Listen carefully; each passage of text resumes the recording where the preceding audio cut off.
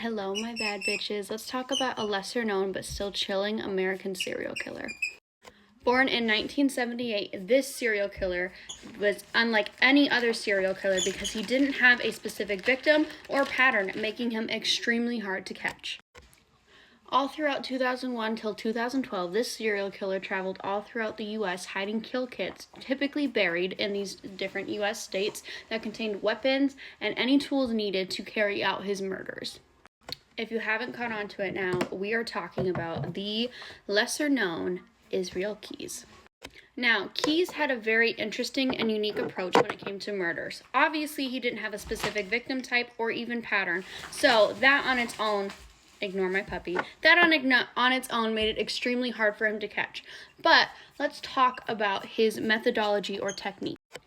Keyes would fly into a city, rent a car, and then drive hundreds of miles to find his victims, often around or nearby these kill kits that he had buried previously. He once confessed to even stealing bank cards and anything else he could off of his victims to use it to fund his future trips to murder other people after his victims had died. Keyes was eventually arrested in 2012 after abducting and killing an 18-year-old girl in Anchorage, Alaska named Samantha Koenig. I was actually born and raised right next to Anchorage, Alaska, so this is actually quite close to home for me. A lesser-known fact about Israel Keyes is that he did grow up an avid atheist, despite growing up in a very, very religious home. Even growing up off the grid with parents that were a part of the white supremacist Christian group. He later said that he rejected these beliefs, but his upbringing was isolated and cult-like due to his parents' beliefs. Another eerie fact is during one of Keyes' confessions, he admitted that he had a essentially kill list of future planned murders all around the U.S., and that intended that he was much farther from over, and he had a list of intended victims and even victims we haven't even found yet, still in the works, essentially.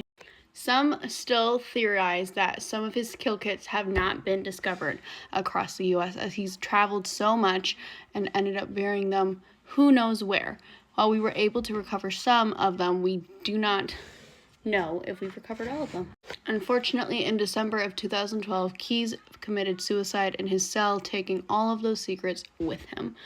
Obviously, this is a very, very kind of eerie feeling to think that while he had no intended victim type, he had no pattern, the only consistency was the fact that he had kill kits. Is very crazy to think about how some of us can feel safe knowing that serial killers have a type, but he truly didn't.